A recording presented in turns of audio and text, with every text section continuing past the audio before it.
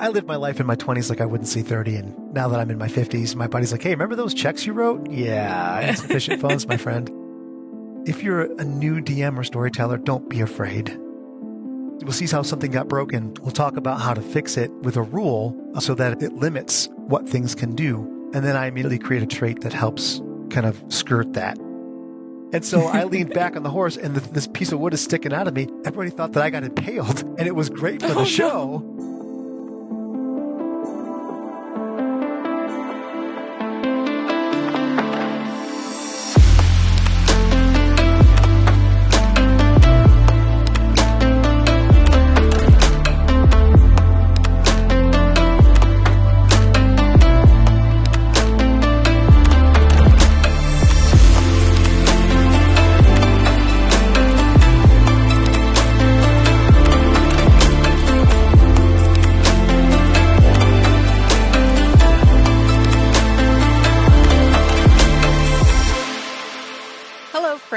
Welcome to Characters Without Stories, a TTRPG podcast about the roads not yet traveled. I'm Star. This episode, I'm joined by Stephan, a retired fitness professional and theater nerd who has channeled his optimism into creating TTRPGs and redefining masculinity. Stephan is the mechanics guy at 13thmoongames.com and works there with his wife, daughter, and son. Stephan, thank you so much for coming on the podcast. Thank you so much for having me, Star. I appreciate it. So I'm going to give you a chance to plug your projects at the end of the episode, but do you have anything you want to share with listeners about yourself? Well, I've been playing tabletop games since I was 9, and that was back in the late 1900s, 79, all that good stuff. So I've been playing for quite a while, and it's just been a tremendous journey to be able to start producing, writing, and creating them. If my 13-year-old self could look at me now, he'd be extremely happy. That's awesome.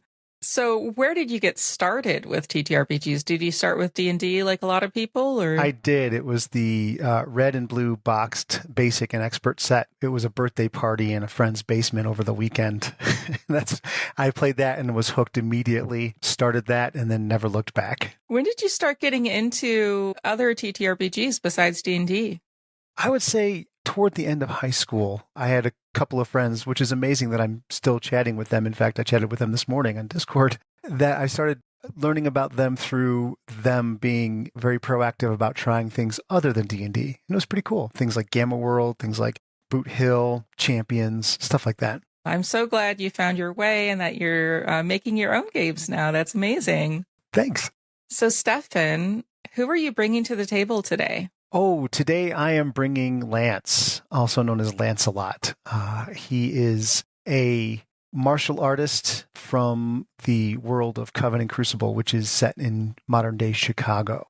This is your game. Mm-hmm. So if you could give me the elevator pitch, kind of what you use to sell the game to people. Absolutely. The inspirations. I like to say that if you were to take the movies, the John Wick series and The Last Witch Hunter, and imagine that they got together and had a really pretty baby, this game would be it. So why do you say pretty baby? Is it because of the art or anything like that? Absolutely. It is because of the art. My daughter is the art goblin. She's done all the art for the books, and it's just beautiful. That's so cool. I love that it's a family business. Thank you. So what is the play like for the game? It's really designed to be more RP based, role play based, and experiencing essentially modern day witchcraft. And what if witches were still a thing and were very active, and if there was a magical world that's kind of a part of this world where magic is just another skill like computer programming or welding or something like that, or accounting, I like to say, because a lot of people can do math, but they leave the taxes to the experts, right? So a lot of people could possibly do magic, but it takes practice and effort and intention.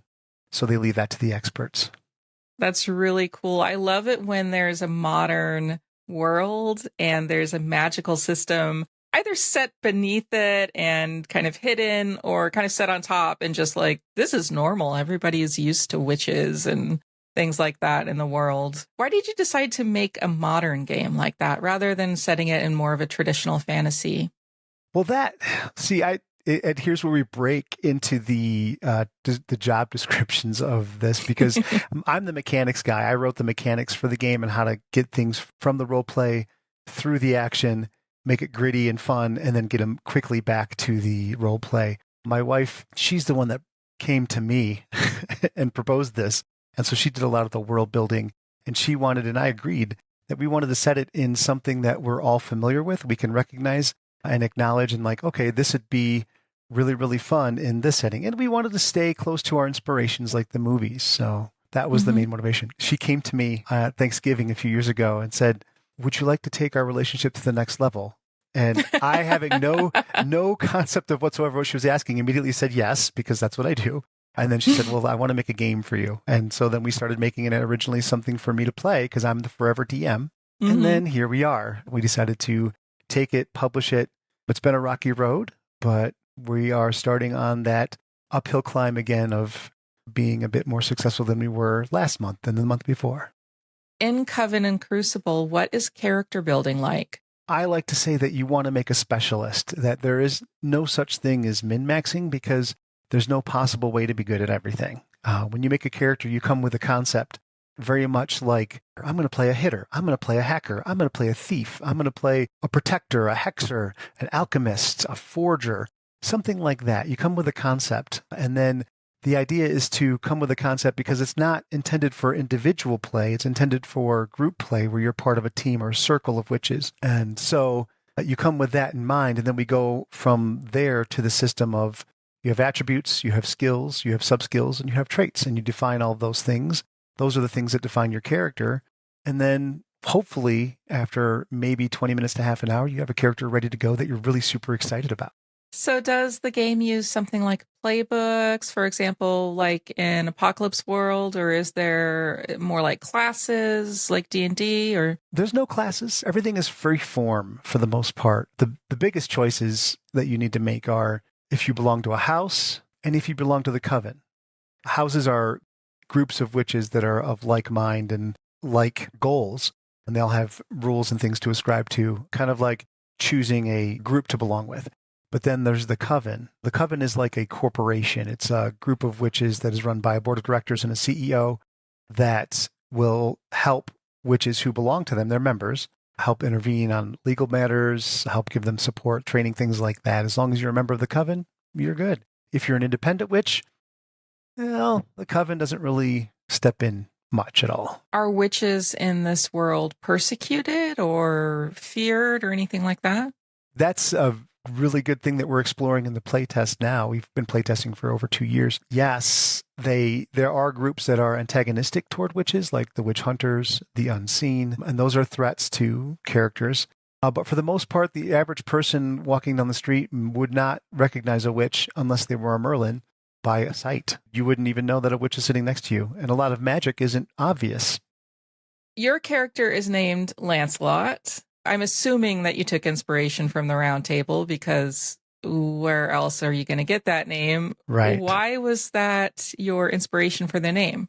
Well, that goes to the lore of House Merlin. House Merlins, they're not flamboyant, but they are very colorfully expressive and dressed. You will see them all wearing literal wizard robes and pointy wizard hats and big bushy beards. And there's a reason for that. And when you join the Merlins, you forego your birth name and you take on a name that is synonymous with Arthurian legend. Generally, it's not so pompous as like Lancelot or Arthur or Gawain, but sometimes it is, depending on who the character is and what they do. And so this character, because his father was a Merlin, it was suggested that Lancelot be it, because he is unique in the House of Merlin because of his ability to be martial. So they're taking on the role of kind of that classic knight, would you say? Exactly. His motivation and goal is to help the Merlins because he believes in them and he believes in what they're trying to accomplish, even if he doesn't know what that is. You know, he is a martial artist, but also blind, which the circumstances around him being blind is interesting in and of itself. He's been blind since birth. The whole point of Merlins is misdirection. They present a very comedic persona so that people will underestimate them or think them incapable or inept because they're dressed ridiculously like Merlin from everyone would think, big bushy beard, robe, hat, yet they're actually quite capable at the certain things that they choose to do. And in this case, Lancelot is extremely good at fighting, being martial, and divination as well. He's a seer, even though he's blind. What is the conception in the rest of the non-magical world about Merlins? It sounds like if their idea is misdirection or pretending to be incompetent might be a strong word, but pretending not to be the powerful wizards that they are, how does that work? Are they a secret society? Are they presenting in a different way? Not really. So if people know about this misdirection, how does it work? It's not entirely common knowledge. They're not secret, but the fact that you don't know what they're good at, modern society sees them as these kind of bumbling, very extravagant, and very almost hilarious in how they deal with things in the outside world. So modern people, more normal people, and like non-witches are like, oh, look, it's a Merlin. Okay, whatever. Oh, look, Ren Fair must be in town or something. Or maybe there's a play or something. Who knows? So they generally will think like as if they saw someone walking down the street normally, downtown Chicago. But the witch world, while they know that Merlins are generally about misdirection, they don't know what they're good at, and they don't know what that means. So that way, it keeps them guessing, and that's kind of what the Merlins really hope to accomplish with that. To what end? To make people underestimate them and to keep them guessing as to what they're actually doing, what their actual goals are, because a Merlin might go out and approach a circle of witches, let's say the player characters, and ask them to do some sort of task for them and pay them in pentacles, which is the witch currency. But it won't explain why, and generally wouldn't explain why. And so the circle would, go and do this task or not, depending, but they wouldn't know why or what the end goal was. They would see this person as, oh, this is a source of income. It could be from anyone, really, but a Merlin does it. They're like, there's some era of mystique because they don't know what the goal is or who they're aligned with because of that presentation. Lancelot is also the name of a betrayer. He betrayed King Arthur. Is there anything about that part of the name that resonated for the character? Absolutely. The reason that I chose it for, obviously it was in the story, his backstory, it was suggested and he accepted. But the reason I chose that is because the Merlins are nefarious, and they sometimes have, and they certainly have in the playtest group, earned an enmity from some of the players. So I believe that Lance himself is noble of heart, and he wants to do the right thing. And if and when he discovers something that he does not agree with, that is dissonant with his perception of what the Merlin should be doing or his own personal goals, that could cause conflict. And so that was part of that motivation. Is Lancelot part of a coven? He is part of the coven because all the major houses, there are 9 of them, all of the major houses are all part of the coven and they all have representation. You can choose as part of the house to not be part of the coven, but for the most part, by joining the house, you accept that you are part of the coven, and he did align with that. So he is a coven member and he is a house member, and so he did choose to align himself with the coven. And that is another level of, if he ever finds out what the coven is up to, if it's nefarious, then he might be at odds, and that might cause him concern with the house. And of course, drama, which is what this game is all about. Who doesn't love drama? Right? In this world, is magic something that you have from birth? Is it something awakened within you at a different point in your life? Is it something that results from accident or circumstance? That's a very good question. And a lot of times it's what's asked, one of the first things that people ask about the game. No, there's not some mystical, I can or can't do it. It is, I choose to or I choose not to.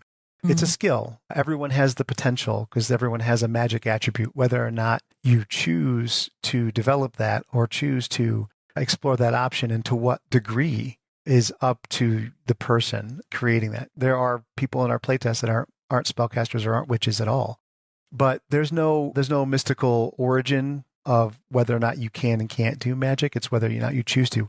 There are some people, some witches, who are witches that are good at, they're witches first, but good at, say, computers. But there are also computer specialists who are somewhat good at magic. So it can be both ways, and there's a difference. And sometimes there's people who don't do it at all. Since Lance is a martial character, you describe them as a martial artist, do they not use magic, or is magic part of their martial tradition? Oh, that's an excellent one. Yes, it is part. He uses magic constantly in his martial endeavors.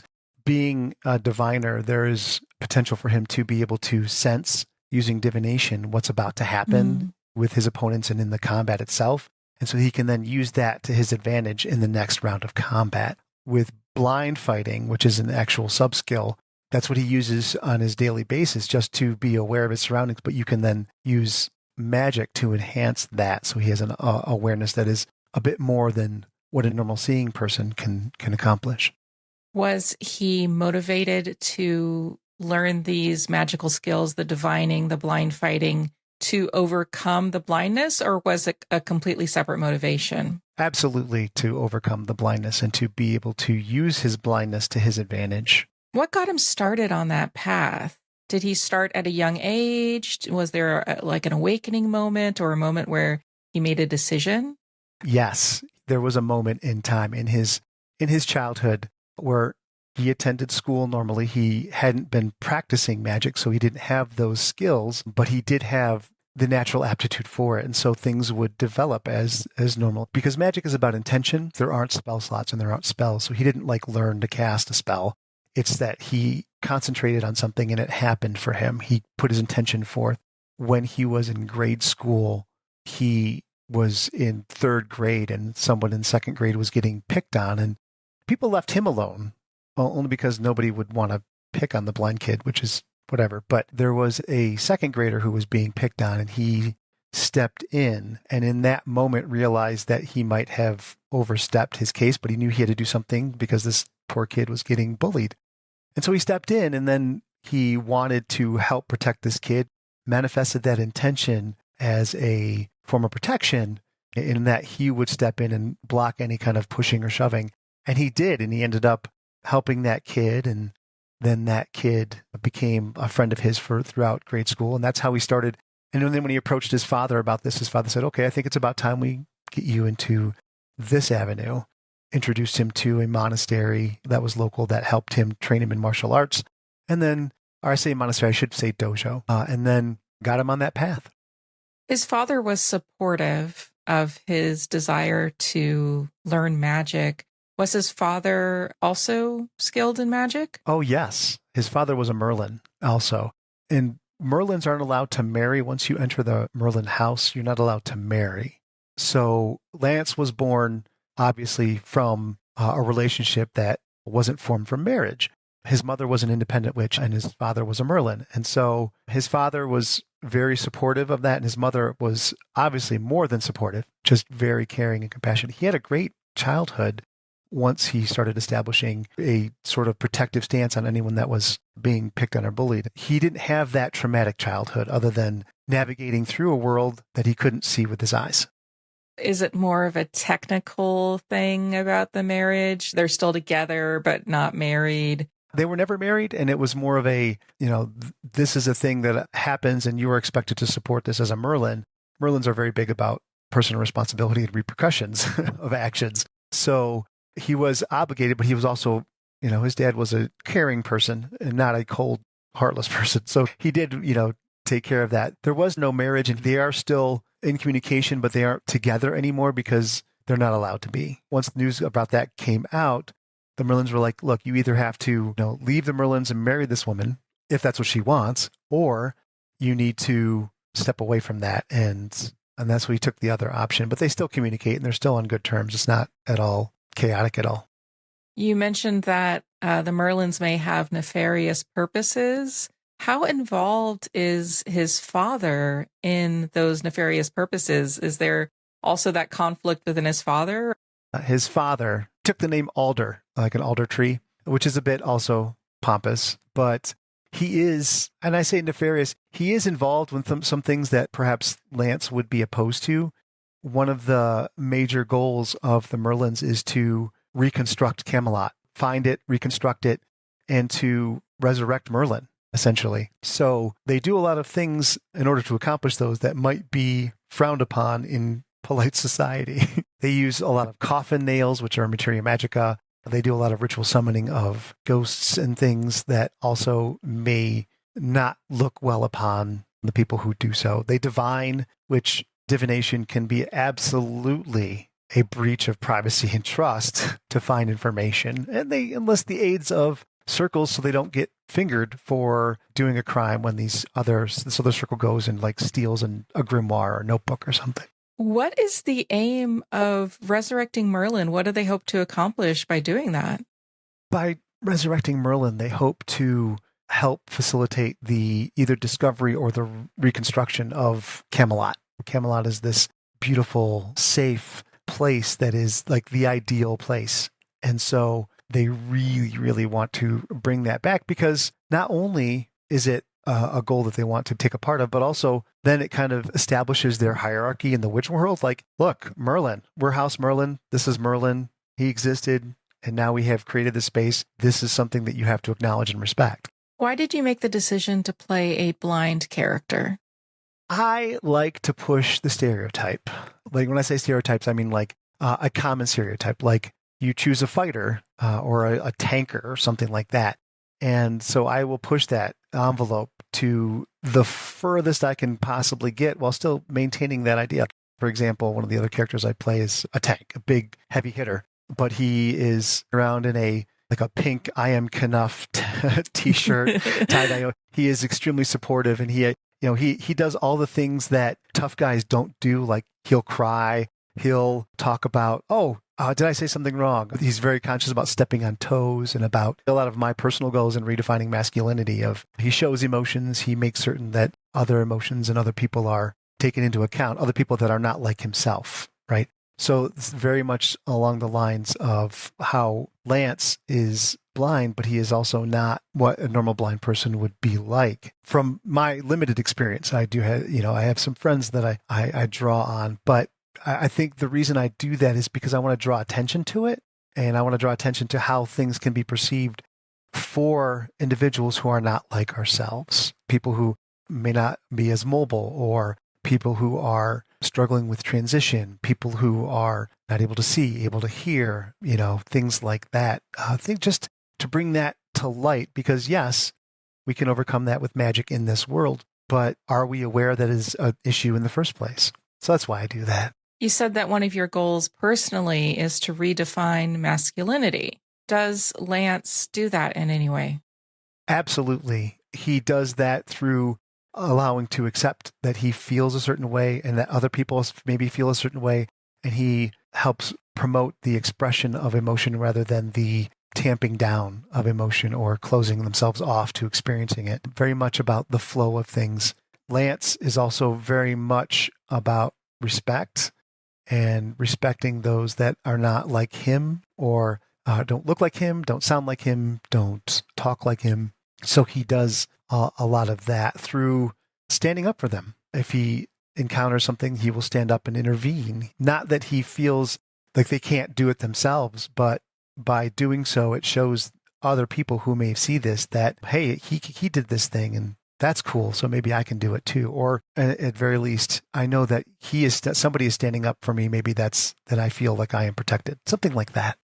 Lance will not be able to marry and continue to be a Merlin. Is sexuality something that he has cut himself off from because of that? Is he aromantic or asexual? Or is that just something that he's struggling with? I like to define him very much because he's had some romantic trysts. He's had some experiences with that in the past. I define him as pan-demisexual. He's had some romantic relationships with some women, some men, or female presenting, male presenting, however the other people choose to be. But what he ultimately strives for is that connection, and he knows that he can't ever marry. But he also knows that how he came about was because his dad cared for this woman. So he does have a bit of a longing for that, which is why a lot of the romantic trysts that he's had have only lasted a week or two, or maybe 3 weeks, because he just didn't feel that connection, and he has to really feel that connection in order to, invest himself further in that. So most of the things he's had have been very short-lived, but it very much is an aspect of the game and of the world. Tell me more about that, how it's an aspect of the game. That stemmed a lot from, and we sometimes joke about this. We stemmed a lot from the playtest where we have 2 games that run weekly. One is over voice and one is through text. The Wednesday night over voice game is generally referred to as Crime Night because that's the focus of the group.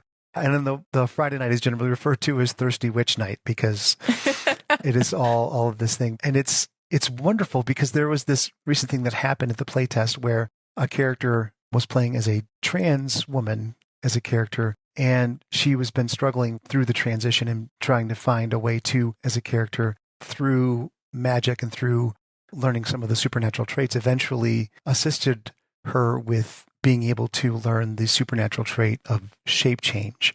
And through that, then this character was able to, and the other character put it as achieving their true form, ascending to their true form. And so there was like this beautiful, very heart-wrenching moment of the 2 of them when she finally comes out and is who she is meant to be. And it was just beautiful and touching. And then one of the other characters on Friday night threw a party for her. And it was absolutely just like all the celebration and the joy and the expression of that sexuality. It's an aspect of the game that should be not overlooked, I think. But it also, we designed the game to be whatever it is you want. So if you just want gun kata, that's totally a thing you can do. If you want a game about thirsty witches, you can do that too.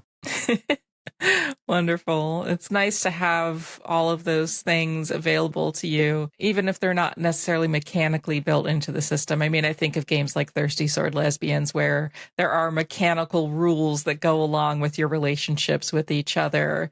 Is there anything like that in Coven and Crucible? Not especially. There are a few things that you can, like one of the traits you can take is called companion, and that can be anyone from, a person that you associate with, a personal assistant that you hire, and it can be a witch or a non-witch, but someone that you are romantically involved with or not. But as far as mechanics, no, not especially. We didn't want to define things too much. We wanted to leave it up and open-ended for people to run the games they wanted to run.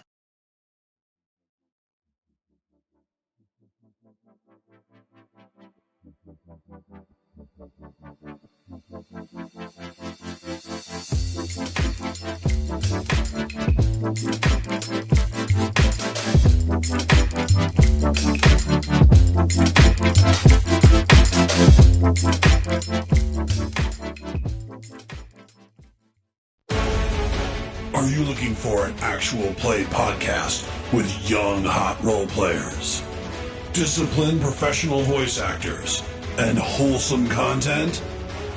Well, this isn't that podcast. AARPG is an adults-only podcast with interviews, actual play stories where... Excuse me, Matt, why do you sound like you've been chain smoking since you were a toddler? What do you mean? The voice. You don't have to do that voice, man. I don't? Nah, just tell them that we're a group of old friends who like to get together, hang out, play lots of different types of games, and we want them to feel like they're sitting at the table with us. And they can find us just by searching for the AARPG podcast on their favorite podcatcher and at the AARPGs on YouTube.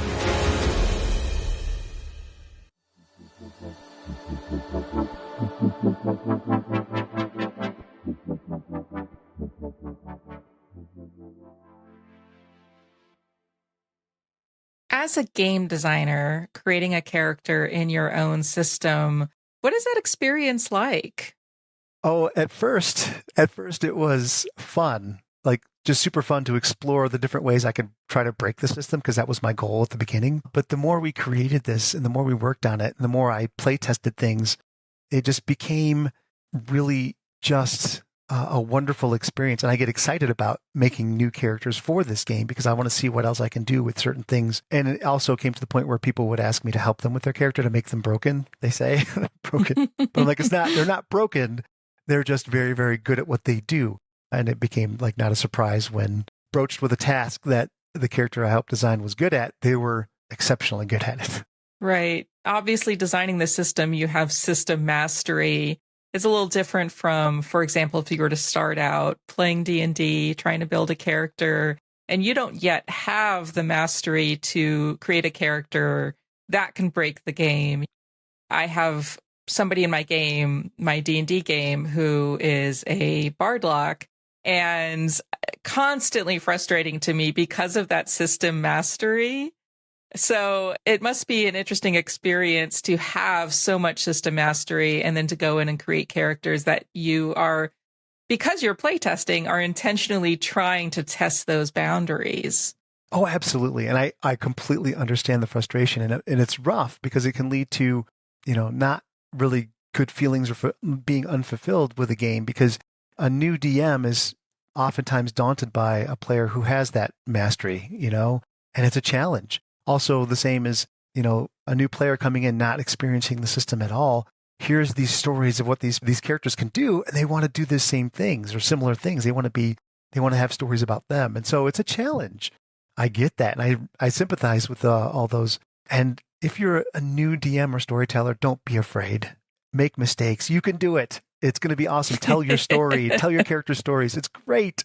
But as me coming in, and my wife will oftentimes lament because we'll see how something got broken. We'll talk about how to fix it with a rule so that it limits what things can do. And then I immediately create a trait that helps kind of skirt that. So she's like, yeah, if you see a rule that we say we couldn't do something, and then you see a trait that helps you accomplish that thing we said you couldn't do, that was Stephan. So tell me about Lance's abilities. Maybe go into a little bit about what the different abilities, skills, things like that are available in the game. There are, and it's daunting when somebody looks at the character sheet. At first, it starts easy because there's only 4 attributes. And then it gets a little bit more daunting when there's 9 skills. But then there's 7 sub-skills under each of the 9 skills. That means 63 sub-skills. That makes the sheet look very, very scary. And it's not, because you're not going to ever put points in all of those skills. You're going to specialize. So for Lance himself, he is extremely good at fighting. He knows, and he's extremely good at disarming, removing the threat. He doesn't want to hurt people so much as he wants to keep other people safe by neutralizing a threat, not destroying a threat. To that end, he's a bit, I don't want to say pacifistic, but he's not super all about aggressive violence. He's about neutralizing that as quickly as possible. To that end, like some of the magical aspects of things, there are 7 magical sub-skills that people can choose from. But that's not what all magic can do. Like, magic isn't confined to those sub-skills. You can combine magic with any of the 63 sub-skills to come up with different cool effects. So for him, he has combined blind fighting with divination and with magic, so that even though he can't see physically, he can sense where people are and where threats are and help neutralize them, or where they're going to be with divination. That really, really is a cool combo in my head, of being able to know where your opponent's going to be in the next 6 seconds, so you can actually be there to help protect whatever it is they're going after. There are also traits which help define your character. And so he has obviously had some specialized training in both magical and martial skills. He has obviously taken some mastery in those sub-skills as well, which are traits, again, define his training. But also, there's a trait called magical tradition, and he has taken what's called the animistic magical tradition, which is, it helps blind fighting, and there are other sub-skills that, well, you can apply to it that help, I want to say buff, but helps increase the capabilities of those sub-skills. And so he is very much all about martial arts, but he doesn't look like a martial artist. He's walking around downtown Chicago in a wizard robe and pointy hat and a fake beard. Because he hasn't grown one yet, and it's not gray, even if he did, so he has a fake beard.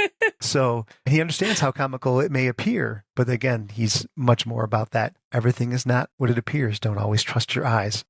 So he can't even see how ridiculous he looks. Correct. His beard is askew, and that's okay. His hat's a little bit off. But he has a familiar. He has Archimedes, the golden retriever, who is always with him. And Archimedes is incredibly intelligent, actually much smarter than Lance himself, and will not hesitate to point things out like that. Lance seems very altruistic. Would you say that they're kind of a goody two-shoes, or just trying to be a big old hero? He is trying to be the best he can be with what he has and who he is. He looks for the best in people. He is absolutely complimentary, but in a way that is couched in allegory. So he's like trying to help people and give them, little snippets of wisdom while at the same time complimenting them. He's not shy at all about paying people's compliments and celebrating and congratulating things that should be celebrated and congratulated, because he wants people to feel that joy. A lot of the characters I have and a lot of my play style is campground rules, which is you always leave a place better than when you found it. And that's what he likes to exemplify. And when he interacts with people, he likes to leave them better when he found them. Now, how that's defined by him and by other people is a completely different thing. It doesn't have to be the same. He is, I don't want to say he's a paladin, but he's very much trying to live up to his name as a knight. Generally, it's the treat others as they should be treated, not necessarily how they treat you, because how they treat you in a given day can differ depending on what they're going through. Everyone is going through their own thing, but people should be treated with respect and courtesy, and they should be protected so that they can embrace their joy. If they can't see that joy, that is, well, that's their own journey, and that's where they're going through, but give them that opportunity. He doesn't have a, I vow to eradicate all evil or anything like that. It's more of a personal oath of, I want to help people be better. Not necessarily self-actualizing, but helping others self-actualize? Yes, exactly. What are Lance's flaws?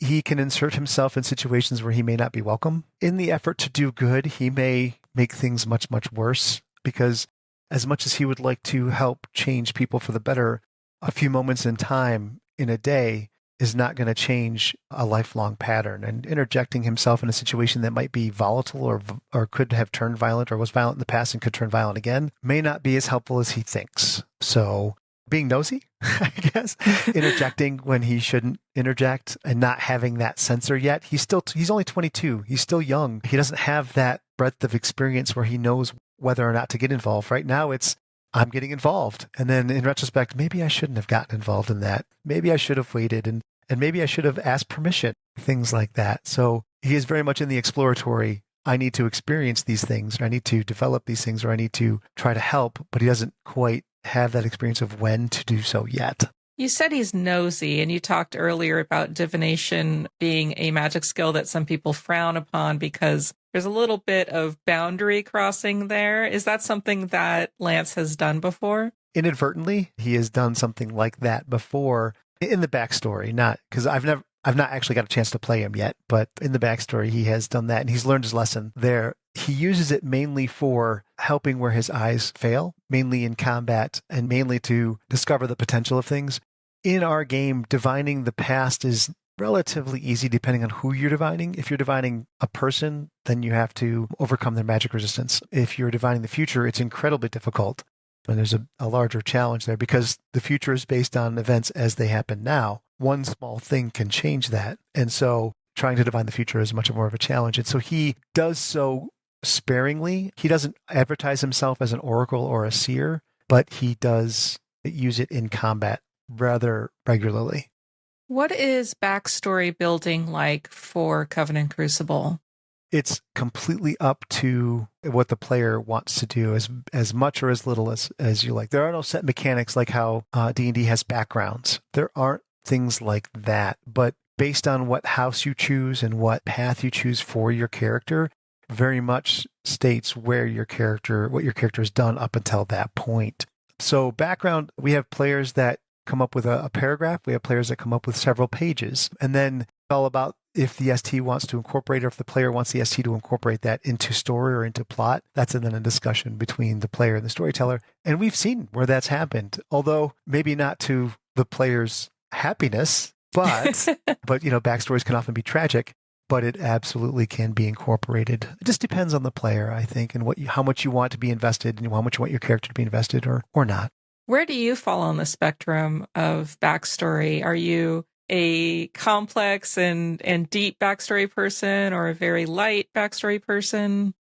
I like to have backstories that are really exploratory in things that affect people today. Like a big one for one of my main characters is PTSD, exploring where it's deep, where it's into, I have these issues and I write about these issues, and then whether or not they come into play is another thing or not. And I'm okay with either or.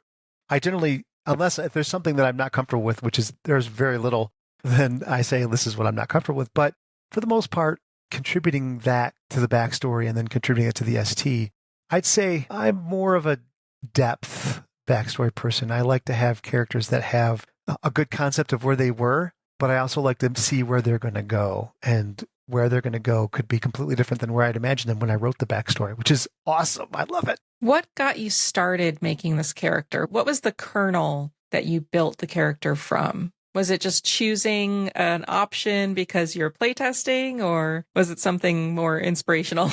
I think it was a bit of both. One of the things that I wanted to see was, because it's not been used very much at all in the playtest, is divination during combat. It's been used, I think, maybe like once or twice. And so I wanted to really explore that, but also I'm going to explore it in a way that's necessity than just I'm going to use it during combat. So how could I do that? Blind martial artist. And then I took a lot of inspiration for Lance from the character from Rogue One, the Sheridan way. I'm the Force is with me, that kind of thing. That relentless belief, that relentless confidence in the belief really struck me. And that's something that I wanted to portray in Lance. And that's where that inspiration came from. That's the kernel that started it all. Is that something that you do fairly frequently, taking inspiration from existing characters, or is this novel for this character? No, I do that pretty frequently. A lot of times I'll see something that inspires me and I'll base something around it. The first character for the playtest was a Marine who was not a witch to start with. He was a nanny for a witch family. So it's great. This big hulking dude who wearing an apron flipping pancakes for a 9 and a 7-year-old. It was awesome. And then being the jungle gym for them, of course. Then to see him transition into being a witch. And now I can see him where there's a huge similarity between him and the Alan Richardson's Reacher. I do that a lot. I take inspirations from movies or from books, things that really strike a chord that I want to see explored in a different way. You are a former fitness, would you say a trainer? Yes. I was a personal trainer and a fitness instructor for several years before my body said no. Some of my favorite things I did were like aqua aerobics. I would teach silver sneakers and just all of this, just really awesome stuff with a lot of really cool people. And I enjoyed it and I loved it. But then my body just like, no, you need to stop this now, because otherwise, if you don't stop it, we're going to stop it for you. On a side note, I used to do aqua aerobics when I was pregnant, because the weightlessness of a pool feels really good when you're pregnant, but it was so much fun. All of the like older women, and they'd play like Motown music, and it was just such a fantastic, positive group of women. I just loved it. Yeah, it's amazing. In general, the group that I had was older, or groups, I should say. I taught several of them as a contractor for the park districts around the area. And it was great when I would sub, because I had to start somewhere, so I would sub for people, and half the people would be there. They'd show up. At first, they were skeptical, but by the end of it, they were like, can you come back? I'm like, well, I'm going to teach this other class. And so then things grew from there. But the energy that they have, it was just absolutely amazing. And the stuff that I did was mainly like I would only get in at the end of the session, and my sessions were an hour. And so I would be up on the deck doing these aerobic moves, and they would be in the water doing the aerobic moves. And you could see them they'd get angry with me sometimes. They'd be like, I can't move my feet that fast. I'm like, well, keep going. That's a you problem. They knew I was joking and it was work, but they had a great time and I loved it. It was so much fun. But then doing all that stuff on the deck, I lived my life in my 20s like I wouldn't see 30. And now that I'm in my 50s, my body's like, hey, remember those checks you wrote? Yeah, I had sufficient funds, my friend. I fell rock climbing. I have 2 busted hips. I have a smashed tailbone, and they never healed right. So now I have pretty severe osteoarthritis in my hips. Right at the beginning of our Kickstarter for the Coven and Crucible core book, I had a heart attack. Really severe heart attack. So I got my first helicopter ride. That was fun. So it's been a journey, but here I am, healthy, just not doing the things I used to do, but now channeling it in other ways. Well, I'm so glad that you recovered. That sounds pretty scary. It was, and I didn't feel afraid at the time, only because the blockage I had was 99% blockage in one, and 87 in my second, and 83 in my third, and it was pretty severe. They said if you had waited an hour, you wouldn't be here. And I'm like, well, okay. It didn't strike me, and it didn't really hit me until when my family came and visited, and I saw the looks on their faces, and I was like, oh gosh, oh. And it was a pretty emotional time. But it wasn't like I had this sudden need to live life. And it made me put things in perspective. Like, I am living the life that I'm supposed to, and I'm living how I feel like I should be. So it wasn't this shock and sudden transition. It was a wake-up call that if you want to continue living your life this way, you need to make some diet changes. But it wasn't my diet. They still don't have a clue as to what it was that caused it, because my cholesterol was really low and I'm really healthy. It's just all of a sudden inflammation and bam. So they think that it's genetic, but I'm adopted, so I have no idea who had it in my family. Do you bring sort of this physicality or this relationship to your body into your characters at all? It sounds like you were creating a martial character, and I'm wondering if you often create martial characters where their body is more important to their skill. Is that something that you do a lot? It is. My favorite classes to play are barbarians. I play big, strong characters because I enjoy it. I enjoy the combat systems of most games, and I identify with those characters physically. I have one character who is the direct opposite of that, and he has become a quick favorite of mine as well because of that challenge to RP and because of that lack of physicality, which is awesome. But in the same vein, the majority of the stuff that I do, they are martial characters, they are physical characters, and I bring a lot of that into because of my past and because I connect with it, and I can easily portray it. And a lot of the scenes that I write, as far as, because one of the things that we do, we help promote on both the playtest server and our official Discord server, is what's called Inside the Character. It's a channel devoted for the players to write about their characters and write fiction about their characters, how they're dealing with things. And it's been a wonderful tool for players and inspiration for other players. And so when I do write things, I write physicalities, like I write fight scenes, and I think I write pretty good fight scenes. So, because the other part of my history is that I was a theater nerd, and I went to school for theater, and my focus was stage combat. And in my past, I was a actor combatant for a lot of Ren fairs. I was a jouster for some time. And so I got to do all of that stuff for real. And I was like, again, my 13-year-old self was giddy. It's funny that you were doing the jousting and you built a character called Lancelot. Feels very full circle to me, at least on the outside. Yes, it absolutely was. Like, I can do this and I can make it connect to a whole lot of who I am and what I was and what I am going to be. Not that I'm going to be a jouster anytime soon. That's not going to happen ever again, I think, because I've been hit by a lance. Nothing makes you feel more invulnerable than putting on 100 pounds of metal, right? You walking around like you are 10 feet tall. Nothing can stop you. Then you get on a horse and you start charging, and then you get hit with a piece of wood and you realize how not invulnerable you are. I can imagine that hits like a brick at the speed that you're going on the horse. All the mass and all that force can just narrow down to one space that is very, very small. If you don't know what you're doing, that's absolutely dangerous, but that's why you get training and you go and do these things.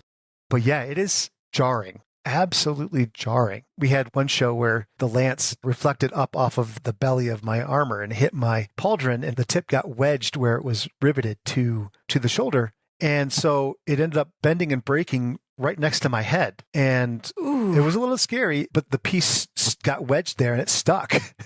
And so I leaned back on the horse, and this piece of wood is sticking out of me. Everybody thought that I got impaled, and it was great for the show. No. But, it was awesome because then I got off and I brushed it off, and they're like, oh, it was awesome. We got to start sword fighting, which is what we're supposed to do because it's all scripted. It was absolutely awesome. The cheers and everything. And then afterwards, I went and had my shoulder reset because it was dislocated. It was not fun. That was painful. Oh, no. Yeah.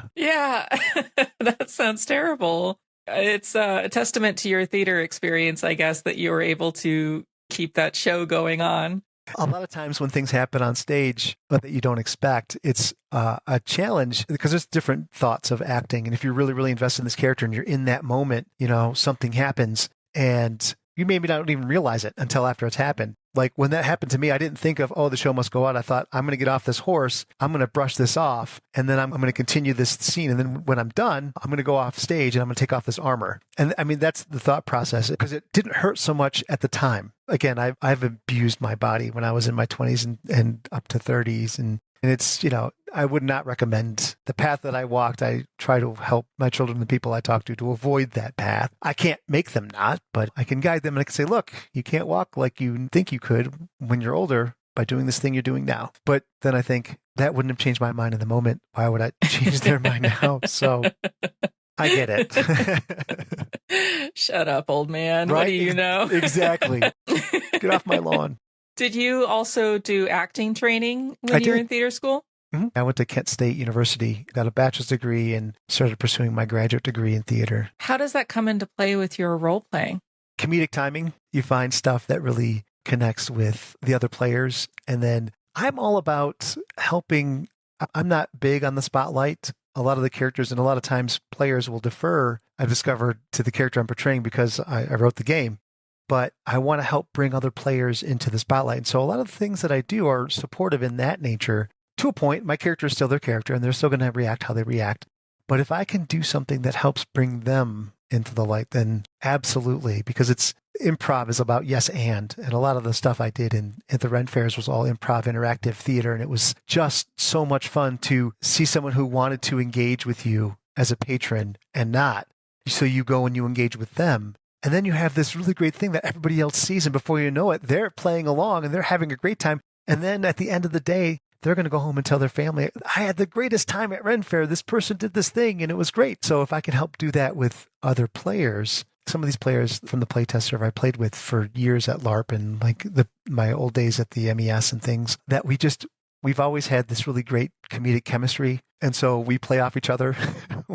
And so I'll often set things up and they will spike them and everybody has a hilarious time and it's wonderful. That's how I try to use my theater training, is that and really bad accents.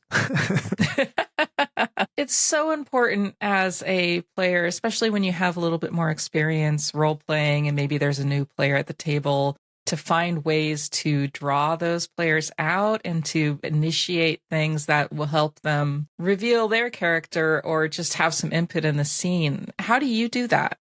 Questions really is what I do. Is like my character will, and I'm thinking of one in particular, a character will go and introduce them, if they haven't been introduce themselves, because there's a big group of people and a new person is sitting there. Everybody wants to know about them. So starting to ask questions, finding out what they're into, and generally if what they're into, at least one other person in the circle would be sort of into that. So you just connect them that way. But asking questions, showing support, and then including them on things, even if it's something that they may or may not be good at, include them anyway, because there are so many versatile options in this system. You don't know what somebody can actually do and what they could think of they could do until they're presented with a situation where it might be prudent. Coming in clutch with the magical plus lock picking to overcome this lock that none of us could get around because none of us are skilled thieves. And he's not a skilled thief, but he's skilled in magic and he has a little bit of smatterings from lock picking, so he does that and it works. And then that player who may not have been included feels like, hey, I did something and I did something well, and I feel like I'm of value,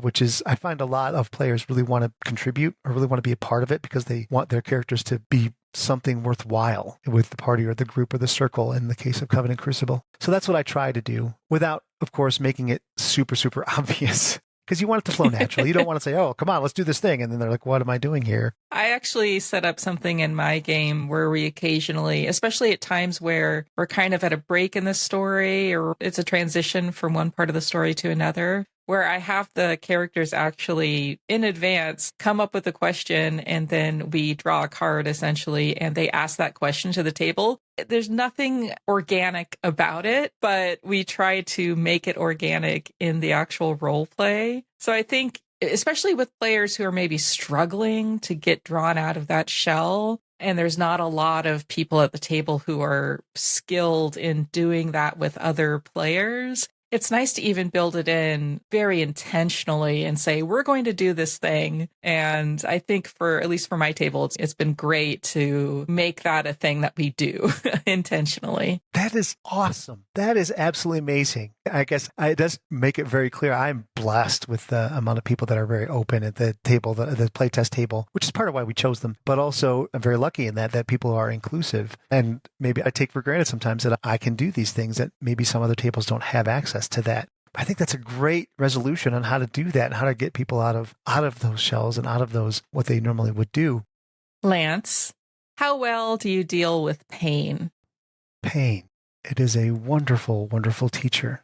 Tells me not to do the things that I was doing currently. That said, pain is the teacher, but recovery is the lesson. That's very poetic.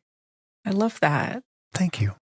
Stephan, thank you so much for coming on the podcast and sharing Lance with me and with my listeners. Thank you so much for having me and letting me talk about Lance and talk about the game that I'm incredibly passionate about and overexcited about. Speaking of your game, is there anything you want to share with my listeners? Absolutely. I would love to have more people learn about Coven and Crucible, about the inclusivity of playing a game that is teamwork based, that absolutely is open-ended. So you can, whatever you can imagine your character doing, you can do, or you can attempt to do it within the mechanics that has been designed for very, very open-ended possibilities. So yes, I would love for more people to learn about it and to experience it. For my recommendation this episode, I'd like to introduce you to a podcast called Wing Women. Wing Women is an actual play podcast based on the exploits of the real-life night witches, Soviet airwomen fighting to survive during a campaign of bombing against the Nazis. I love the characters on this show, and it really captures the feeling of being thrown into an incredibly deadly situation without a safety net. Give it a listen. I also feature the Advanced Age Role-Playing Gamers podcast. The AARPGs is an actual play podcast with a group of friends who have been playing role-playing games off and on together for nearly 40 years. They're currently running a Dragonbane campaign. I started a newsletter. If you'd like to get a behind-the-scenes peek at the podcast, follow my other projects like my current all-woman actual play, and be notified when a new episode drops, you can find the sign-up form in the show notes or on my website. Please share the podcast with a friend. Word of mouth is the best way to find new listeners. Your recommendations help me immensely. Thank you to all my listeners spreading the word. I'm so grateful. You can find me on TikTok at StarMamaC or on Threads, Blue Sky, Instagram, and Facebook as Characters Without Stories. You can also listen on YouTube at Characters Without Stories or follow the link in the description. My submissions are currently full. I'll announce on the podcast when I'll be accepting more submissions, so keep your ears open. Thanks for listening, and may all your characters find their stories.